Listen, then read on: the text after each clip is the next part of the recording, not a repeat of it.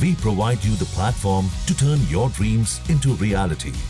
Give wings to your aspirations with KR Mangalam University. प्रधानमंत्री Narendra Modi natural resources से भरपूर अफ्रीकी देशों के साथ गहरे संबंधों को नई ऊंचाई देने में अब जुटे हुए हैं। इनके मद्देनजर पीएम मोदी 2 जुलाई को जिस तरीके से वेस्ट अफ्रीकी देश घाना पहुंचे, उन्होंने राष्ट्रपति जॉन महामा के साथ डेलीगेशन स्तर की बैठक भी की और रणनीतिक और सामरिक तौर पर कई महत्वपूर्ण करार किए हैं। इनमें सबसे महत्वपूर्ण रेयर अर्थ मिनरल्स की माइनिंग को लेकर बनी सहमति है। बता दें कि रेयर अर्थ मिनरल से भरपूर चीन ने रेयर मैग्नेट्स के एक्सपोर्ट पर लगाम लगाई, जिससे भारत के ईवी सेक्टर यानी कि इलेक्ट्रॉनिक व्हीकल्स प्रोजेक्ट को धक्का लगा। ऐसे में पीएम मोदी और घाना के राष्ट्रपति महामा के बीच रेयर अर्थ मिनरल्स की माइनिंग पर बनी सहमति अपने आप में ऐतिहासिक हो जाती है और इसके साथ ही भारत ने अफ्रीका से चीन को करारा जवाब देते हुए रेयर अर्थ मिनरल्स पर उसके एकाधिकार को तोड़ने के अभियान की भी शुरुआत कर दी है। यानी कि जो अकड़ इस सेक्टर में चीन की है उसको अब तोड़ा जा रहा है। भारत तेज गति से आगे तो बढ़ ही रहा है। ज्यादा बातचीत के लिए मेरे साथ बेहद खास मेहमान संजीव श्रीवास्तव जी हैं, विदेश मामलों के जानकार हैं। बहुत बहुत स्वागत सर आपका। क्या कहेंगे सर, कैसे ये जवाब अब चीन को मिला है यहां पर अफ्रीका से? देखिए, चाइना को भारत के द्वारा जिस तरीके से अफ्रीका में वो अनेक तरीके की विस्तारवादी आधिपत्यवादी साजिशें रचता है, उसका जवाब भारत अफ्रीका में भी दे रहा है। और ये जो घाना की जो यात्रा है उसका कई मायनों में महत्व है।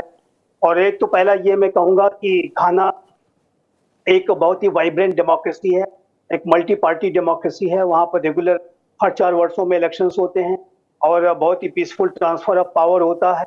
और अफ्रीका के अनेक देशों में जहां पर अनेक तरीके की अस्थिर स्थितियां देखी जाती हैं, हिंसा की स्थितियां, आतंकवाद की स्थितियां देखी जाती हैं, ऐसे में घाना अफ्रीका के देशों के लिए एक लोकतंत्र के मॉडल के तौर पर भी है।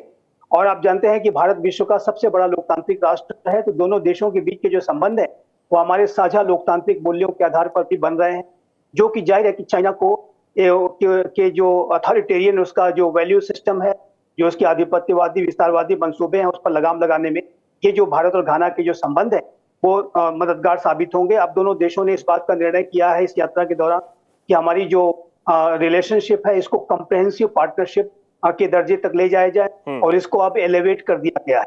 दूसरा, जो भारत और घाना के बीच में जो रेयर अर्थ मिनरल्स के संदर्भ में जो कोऑपरेशन है वो बहुत महत्वपूर्ण है।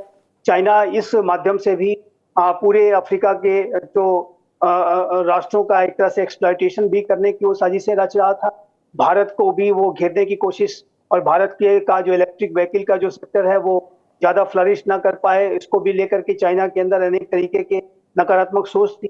तो अब भारत और घाना के बीच में जो ये इस रेयर अर्थ मटेरियल के मिनरल्स के माइनिंग का जो करार हुआ है, जो एक सहमति बनी है, वो भी बहुत महत्वपूर्ण है। और वो चाइना के जो एक अफ्रीका के राष्ट्रों की शोषणकारी जो उसकी प्रवृत्तियां हैं उस पर लगाम लगाने में बहुत सहायक होगा। साथ ही साथ चाहे वो संस्कृति का क्षेत्र हो, चाहे वो रक्षा का क्षेत्र हो, इन क्षेत्रों में भी भारत और घाना के बीच में अनेक सहमतियां बनी हैं। और दोनों देशों के बीच के जो संबंध है इस यात्रा के बाद, जाहिर है कि यात्रा 30 वर्षों के बाद कोई प्रधानमंत्री वहां गया, तो इस यात्रा से दोनों देशों के बीच के जो संबंध है और प्रगाढ़ हुए हैं। प्रधानमंत्री श्री नरेंद्र मोदी को वहां का सर्वोच्च नागरिक सम्मान भी दिया गया है। तो ये स्पष्ट है कि भारत जो G20 जो ग्लोबल साउथ के राष्ट्रों का लीडर है, और भारत के प्रयासों से अफ्रीकन यूनियन को G20 की परमानेंट मेंबरशिप मिली थी, उसका भी घाना सम्मान करता है। और भारत जाहिर है कि और बिल्कुल, और जिस तरीके से हमने कई बार बताया है कि गांधी के विचारों को लेकर आजाद हुआ घाना, और वहां पर 3 दशकों के बाद जिस तरीके से कोई प्रधानमंत्री पहुंचे तो बेहद खुश भी हैं घाना के लोग। वहां पर जो भारतीय हैं, करीब 13 से 15 हजार की संख्या में जो भारतीय वहां पर रहते हैं, वो बेहद खुश हैं। और जिस तरीके से अफ्रीका के देशों में चीन अपना प्रभुत्व बढ़ाने की लगातार कोशिश में है, इंफ्रास्ट्रक्चर के माध्यम से, तमाम और चीजों के माध्यम से, उसको भी एक करारा जवाब अब प्रधानमंत्री नरेंद्र मोदी की इस यात्रा से मिला होगा।